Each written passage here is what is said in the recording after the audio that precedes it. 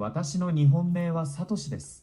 サトシ仲本に敬意を表してこの名前を選びました。こんにちは。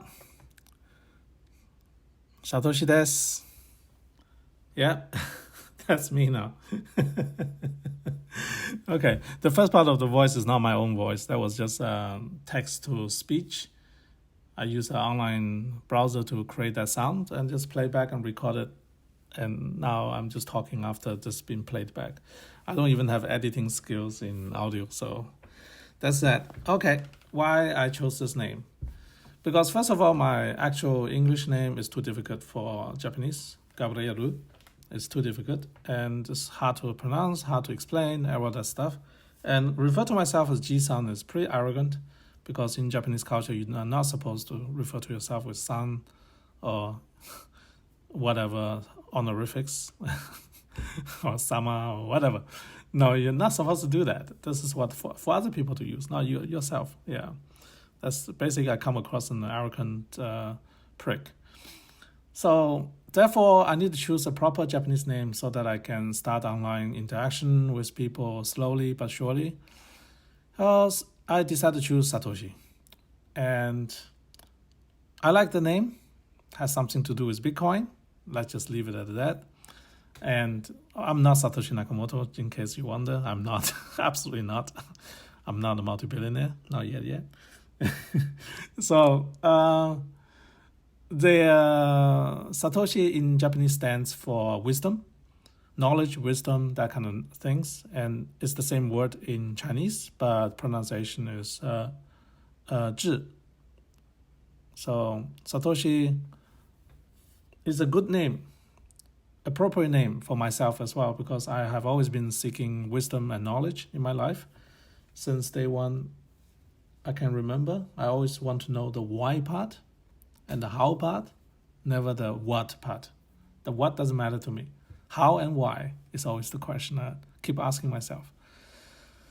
All right, there we are. Satoshi desu. That's all. Yeah. So now today's topic is motivation. What motivates me to learn Japanese and what should motivate everybody else to learn a new language? Ultimately, it comes down to what do you want to do with the language, right? And my purpose of learning Japanese ultimately is one, to go back to Japan, have more traveling experience, meeting more people, and potentially buy up Japanese real estate. Because right now, all my investment is in Bitcoin related stuff. And it has been a roller coaster year last year. And ultimately, I want to cash out my Bitcoin-related investment in real estate. And Japanese real estate is one of the prime targets I have in mind. However, buying Japanese real estate is not that easy and straightforward. You do need to know the language. You do need to know the culture, a lot of that. Because for bargains, you need to know the people. Best bargains in real estate is never listed anywhere. Usually it's through local connections. To do that, you must speak the language. So all this combined motivates me to continue learning Japanese. I'm pretty certain in 6 months' time, I'll be conversationally fluent. It's phonetically speaking, Japanese is literally the easiest language I've ever learned. This is no contest compared to other languages. This is so easy. It rolls off the tongue like that. It's like, how do I say this? Basic level Japanese is similar to singing or rhymes. You just need to learn those rhymes and then everything rolls off the tongue. It's a muscle memory in your brain. Yeah. Just like the thing like yoroshiku onegai shimasu, hajimemashite. Those words are complicated at the first time, but once you get used to it, it is incredibly easy. Yeah. So once I reached conversational Japanese level, I will be able to travel very freely. I should be able to make more local friends. Until then, I have a steep learning curve. Don't get me wrong, even though it's easy to speak, the grammar is not that easy, and the vocabulary is not that easy either. So just have to power through it, get over the initial hurdle, and after that, it should be quite easy. That's how I see it. But I'm having a lot of fun, though. This is one thing I have to say. I never expected learning Japanese is this much fun. The last language I learned before Japanese was 3 months Thai immersion. Oh, that was fun as well, but it's in a different way. So this one is a totally different experience, and I enjoyed it so much more. Yeah, I still love Thai as a language, as a culture, but if you talk about comparing to the Japanese experience so far, there's no contest. Yeah, I just simply enjoyed the Japanese content a lot more than Thai language-based content. I give you an example.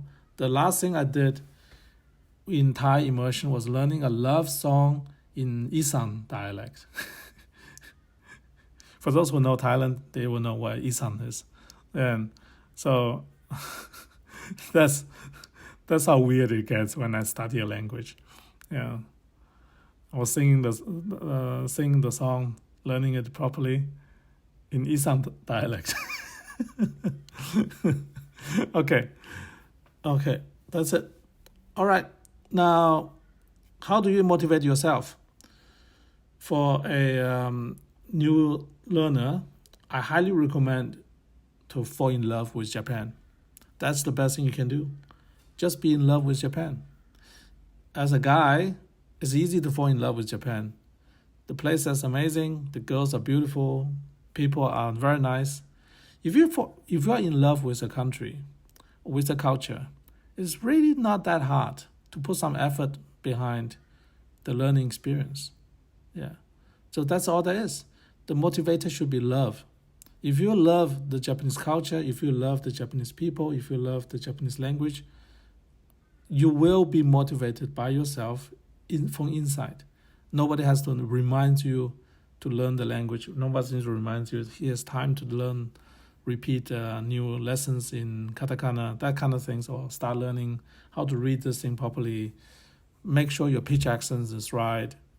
It will come by itself, because when you're in love with it, you want to be as close as possible to whatever you love. Yes. So let's say, for example, as a guy, here's a good example.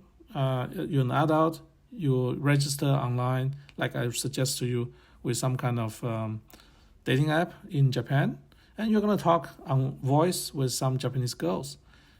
And you have a better chance to land a girl in Japan. I know you guys are going to ultimately still land a girl in Japan if you speak the Japanese language better.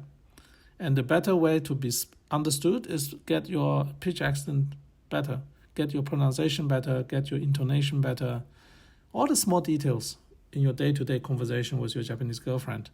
You want to make it as pleasant as possible for her. And then you are learning Japanese. That's it. And I always remember what people tells me when I was learning my first language. They all told me that, okay, if you want to learn this language, the best thing you can do is to date a girl from that country. And I couldn't agree more. So that would be my best advice. Keep yourself motivated, guys. Ready? Ganbatte. Ganbattera. Yeah. All right. またね。